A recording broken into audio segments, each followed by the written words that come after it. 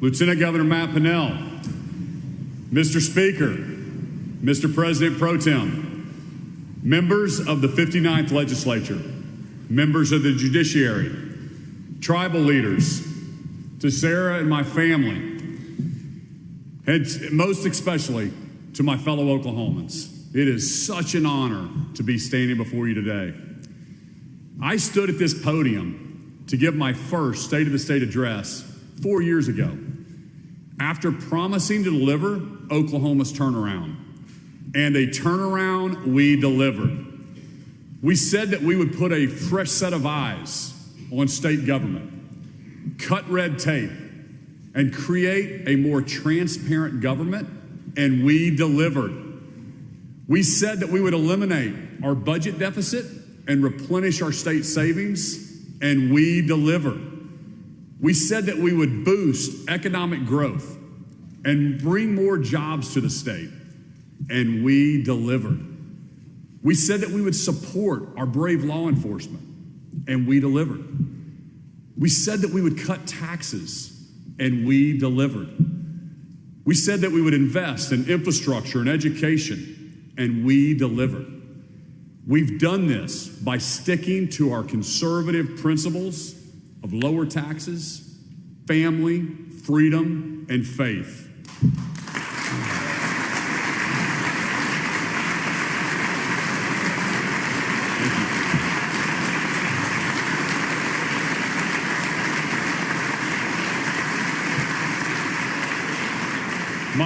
My fellow Oklahomans, the state of our state is the strongest it's ever been.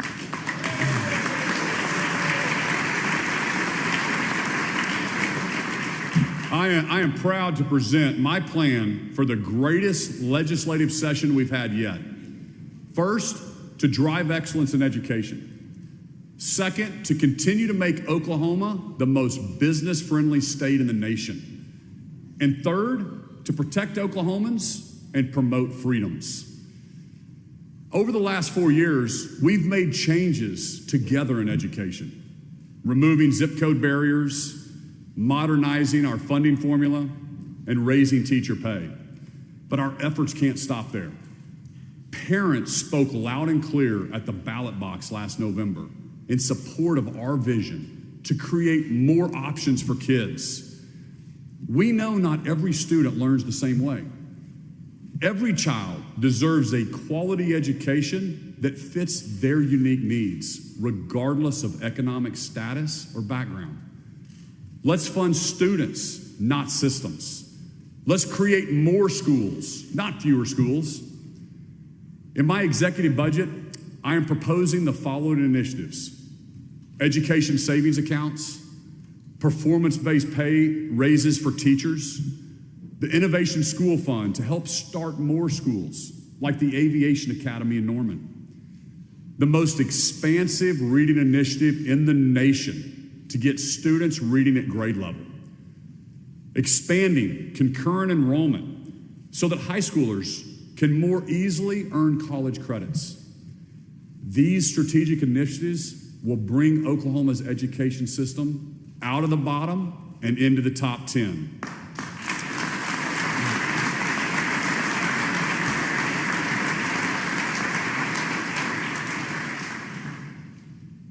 In South Oklahoma City, there's a charter school serving 4,000 students with another 700 on the waiting list. On a recent visit to Santa Fe Sparrow Upper Elementary, I heard from their superintendent, Chris Brewster, teachers, parents, and their principal, Meg Wheeler. Meg got her start in New York City at a charter school through Teach for America. She is a true pioneer who led her school to achieving what was a few years ago impossible. Today, Sparrow is the only A school in the neighborhood.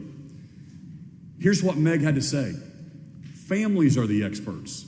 They should be the one to make the choice about where their kids go to school. I couldn't agree with you more. And for all those parents in Oklahoma whose child is stuck in a failing school, we're fighting for you. Meg and Chris are with us today. Will you guys both please stand so we can honor you and what your service is to Oklahoma students.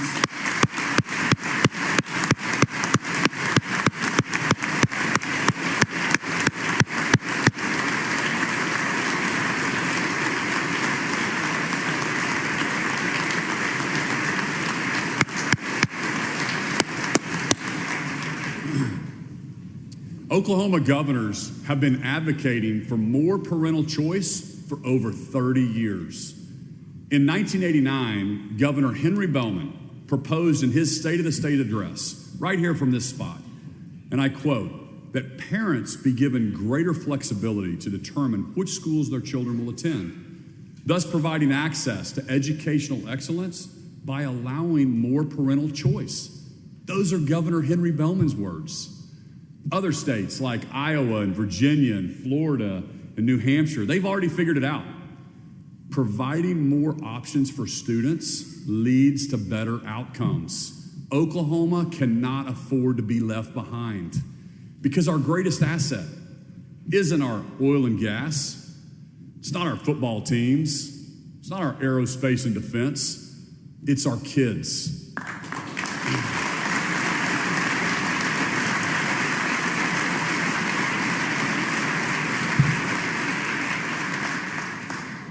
Second in my proposal is to continue to make Oklahoma the most business-friendly state in the entire nation. Since 2019, over 23,000 new jobs have been created.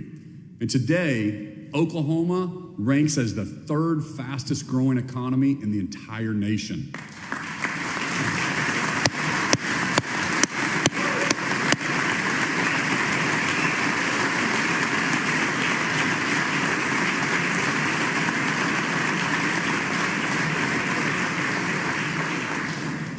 Companies from all over the country and the world are moving to our state to build and expand. Google's second largest data center in the world is right here in Oklahoma.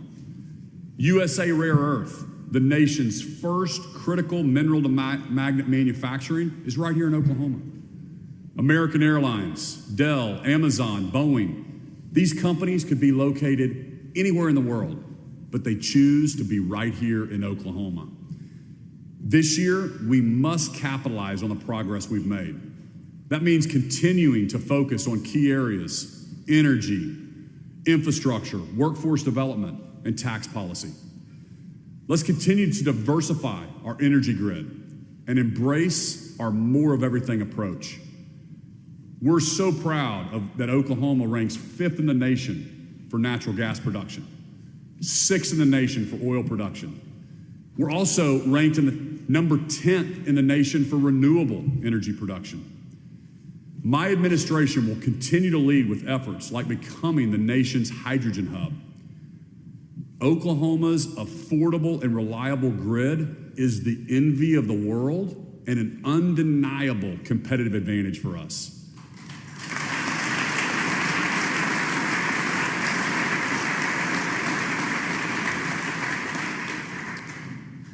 Let's continue to invest in our infrastructure, from roads and bridges to rails and runways to broadband.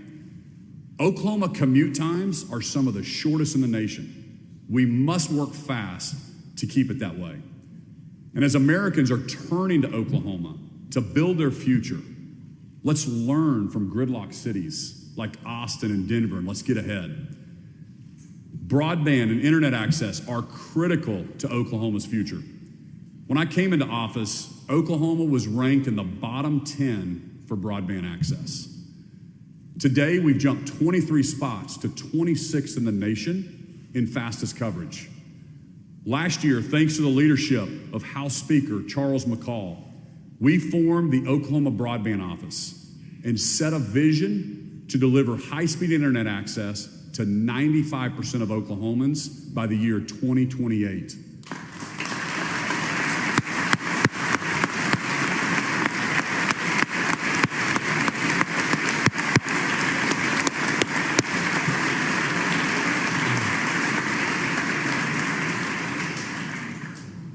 As companies flood to Oklahoma, workforce is the #1 challenge facing businesses.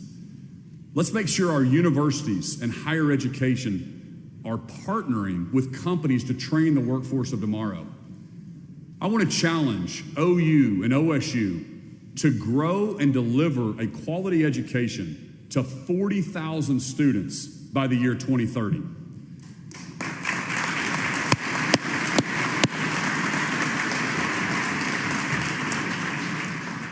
We need our universities to meet the nursing needs of our hospitals, the engineering needs of our growing aerospace industry, the teaching needs of our secondary schools, the software developer needs for our tech companies.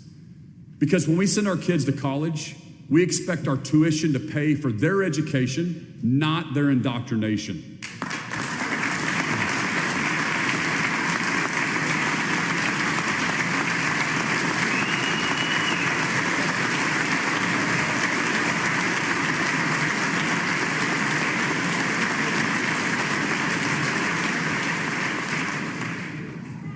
I want our universities to have less DEI officers and more career placement counselors.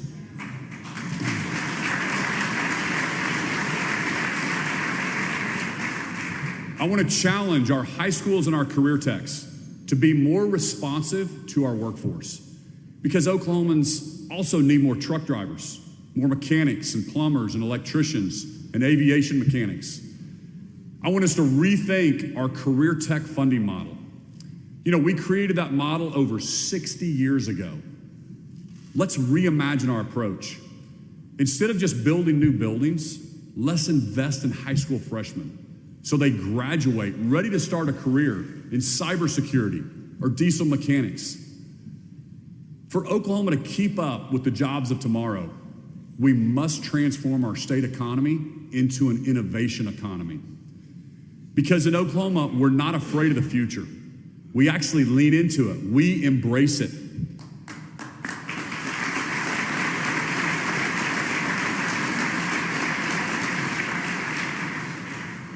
Let's continue to promulgate our budding reputation as the regional hub for advanced mobility and unmanned aircraft. Let's continue to make investments in our fastest growing industry, aerospace and defense. Let's continue to protect and enhance our world-class military bases like Tinker and Altus and Vance Air Force bases, the McAllister Army Ammunition and Lawton Fort Sill, which is actually home to 2 of the U.S. Army's Futures Command. Oklahoma is also home to over 340,000 veterans. That's about 9% of our total population. With the help from our veteran members in this legislature, we enacted new laws last year to help Oklahoma veterans across our state.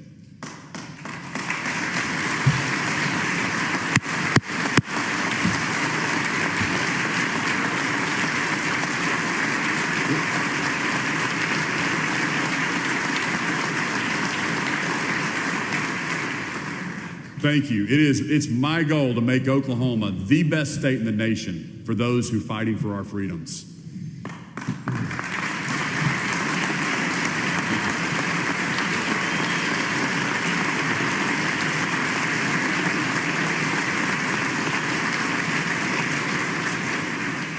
Members of the legislature, we have accumulated a $4 billion savings account, and we're going into session with a $1.8 billion surplus. With our fiscal discipline, economic growth, and our record savings, let's make a significant statement that Oklahoma is here to stay on the national stage. The time is now. We need to keep the momentum going. Let's cut taxes.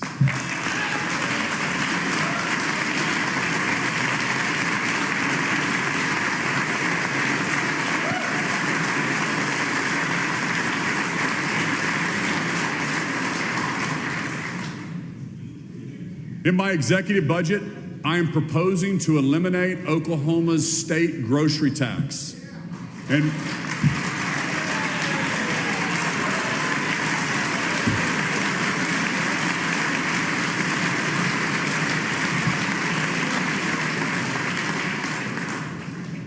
reduce our personal income tax rate to 3.99%.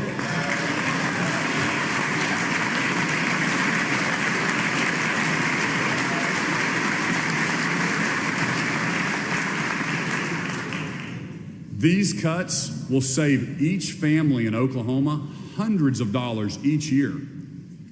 I will continue to make Oklahoma one of the best states to live, work, and raise your family.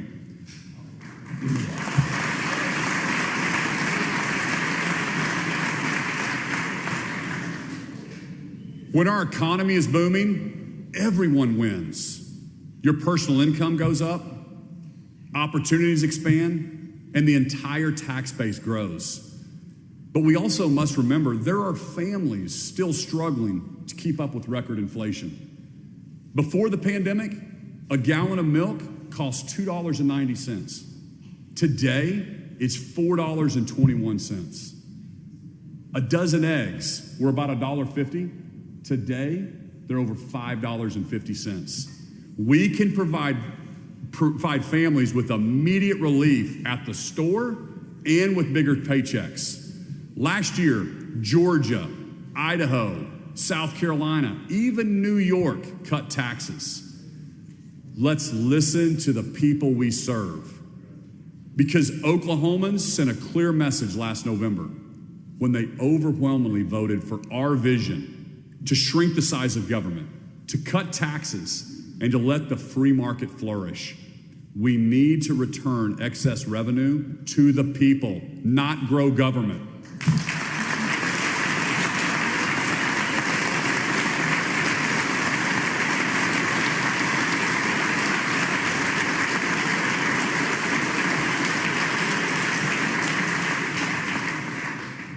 We also have an obligation to think about how we protect the next generation. Senate Pro Tem Greg Treat has already filed legislation to create an Oklahoma Legacy Fund, an initiative I fully support. Because of our record savings, we are in a strong financial position to invest into this fund and produce earnings for a permanent revenue stream.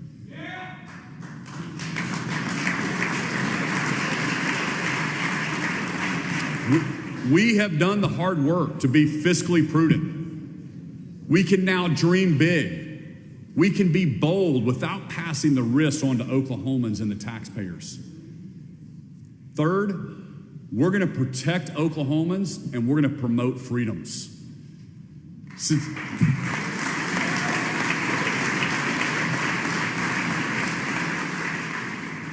Since I became governor, we have invested over $1 billion into our healthcare system. At the same time, we made it better for Oklahomans and implemented reforms to focus on improving health outcomes, not just billing for procedures. As a result, another $700 million is on the way to improve rural hospitals and expand primary care across Oklahoma.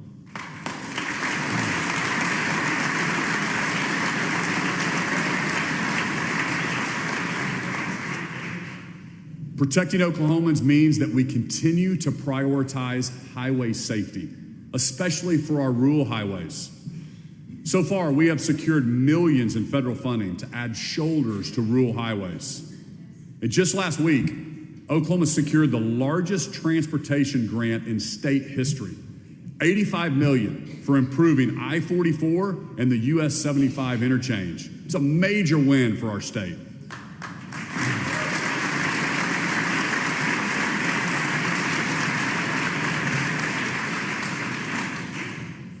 Protecting Oklahomans also means protecting the integrity of our elections. I'm calling for stronger transparency laws because Oklahomans deserve to know exactly who's funding political campaigns.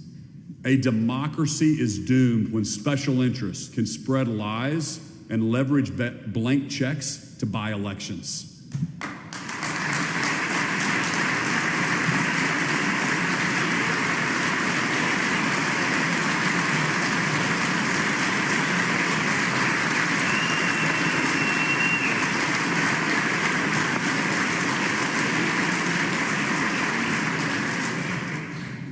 Protecting Oklahomans means standing up for our values and our way of life.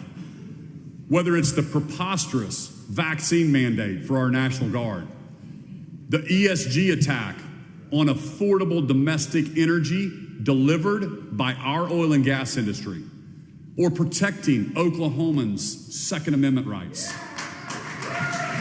We will always push back and fight back against the federal overreach from Washington, D.C.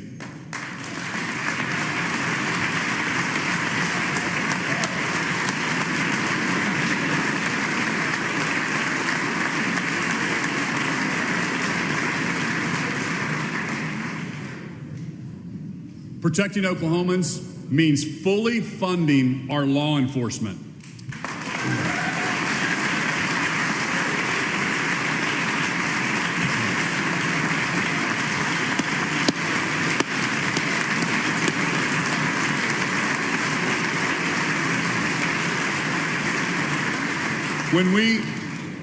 When we back the blue, we're creating safer communities, safer schools, and a safer Oklahoma.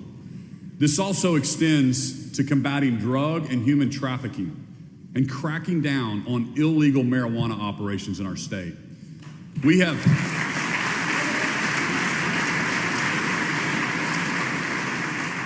deactivated over 800 illegal marijuana farms and completed 165 arrests and seized over 600,000 pounds of illegal marijuana. And let me be very clear on this point. As long as I'm governor, we will protect Oklahoma from the Communist Party of China. We will not allow foreign nationals to buy farmland in the state of Oklahoma.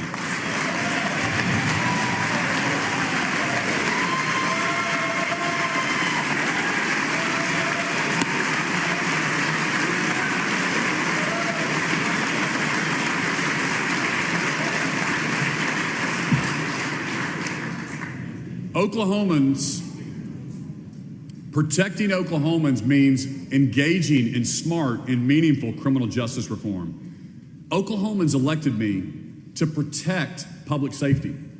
Over the last 4 years, we've closed 4 prisons, safely reduced the number of inmates by over 5,000, reduced crime, and saved the taxpayers hundreds of millions of dollars.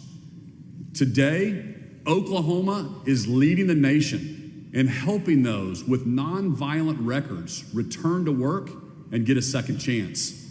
It's why we are also leading the nation in the lowest recidivism rate.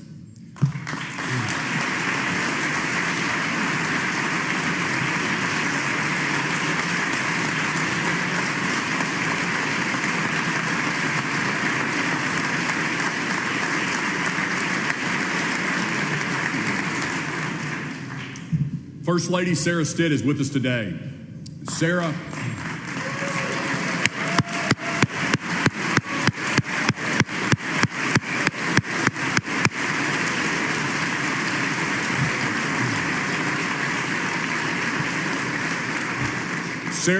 inspires me every day by her passion for helping Oklahomans, specifically Oklahomans who come from disadvantaged communities or a broken family, or have been stuck in a cycle of poverty. In 2021, through her vision and your collaboration, I signed the Sarah Stitt Act into law, codifying her hard work. Its success has been widespread, not just in our state, but other states across the nation, like Arizona and Louisiana, and it even caught the attention of the White House. This year, I'm looking forward to enacting the next step, the Sarah Stitt Act 2.0. Sarah, on behalf of all of Oklahoma, thank you for your vision and your hard work.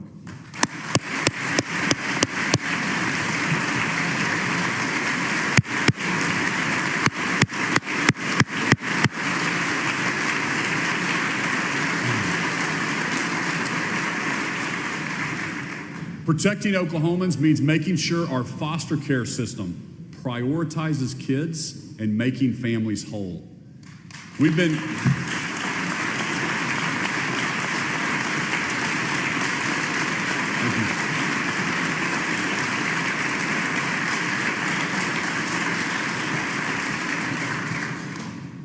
taking great strides to reunite families over the years. In fact, the number of children in out-of-home care, including those in foster care, has decreased from 11,300 to 6,500 over the last 8 years.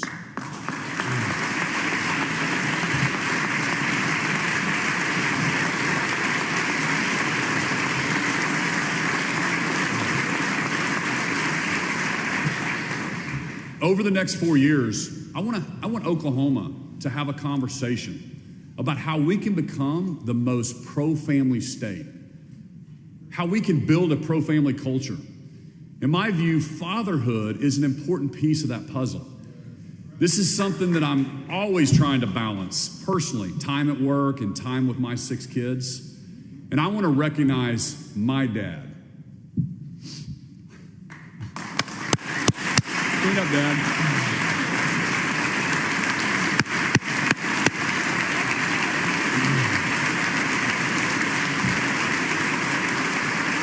Boy, thank you.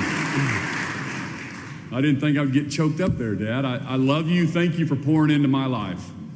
You know, sadly, there has been a movement in our nation that dads are dispensable. Right now, the United States is a world leader in fatherless families. 1 out of every 4 kids in America is living without a father in the home. And even those with a father, they're being let down. In the U.S., the average school-age boy only spends about 30 minutes per week with his dad. For comparison, that same boy on average will spend about 44 hours per week watching television, playing video games, and searching the internet. Let's expand and increase fatherhood programs in our communities. Let's continue.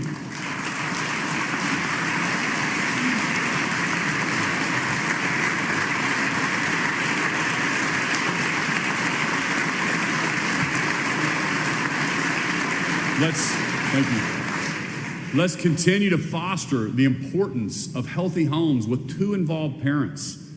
And let's not leave out other members of the family, like grandparents and their rights. Let's become the most pro-family state in which every member of the family is respected, loved, supported, and included. You know, with me today is Marquise Dennis. Marquise was a product of these statistics, and he spent 5 years in prison. But he turned his experience into something amazing. Marquise is the founder and director of Birthright Living Legacy, which helps fathers take a more active role in their family. So far, they've helped over 200 fathers and their families. Marquise is with us today. Would you please stand up so we can recognize you?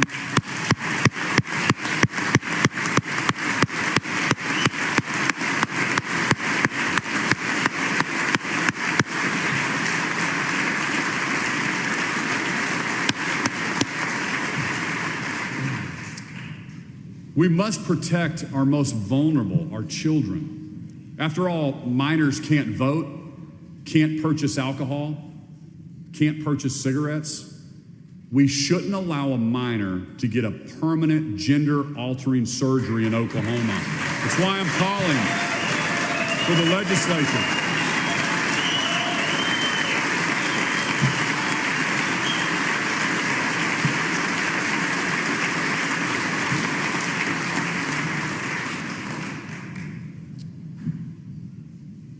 Thank you. That's why I'm calling for the legislature to send me a bill that bans all gender transition surgeries and hormone therapies on minors in the state of Oklahoma.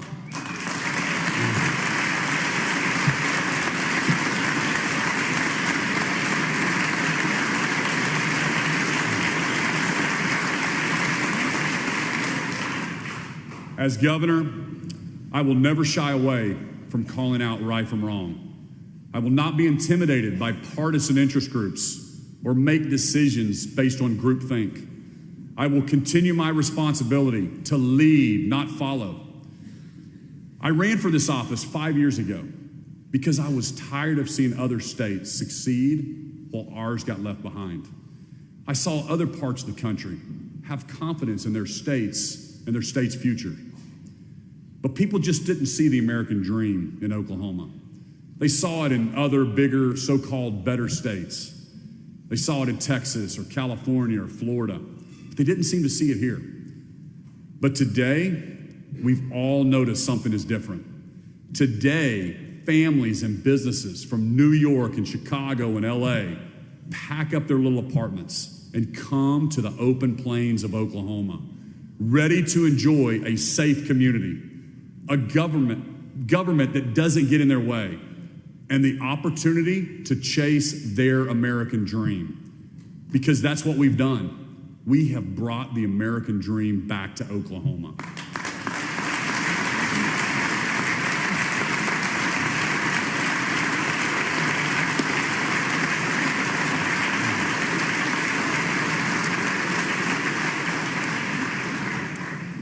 You know, some people don't believe that. They say, well, we're really not top 10. But the truth is, we are top 10 in best placed states to start a business. We're top 10 in the rate of new entrepreneurs. We're top 10 in affordability and cost of living. We're top 10 in energy production and renewable energy production. We're top 10 in net domestic migration into our state. We're top 10 in pre-K enrollment. The truth is, Oklahoma feeds the world, fuels the world, and protects freedoms around the world. The truth is, everything is possible right here from Oklahoma.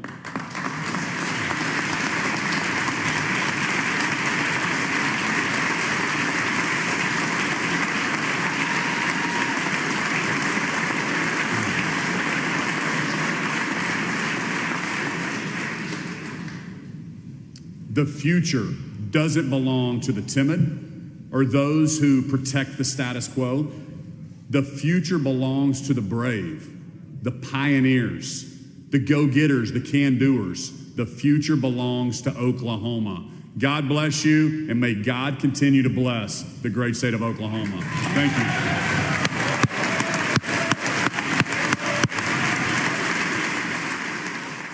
For more information, you can visit tulsaworld.com.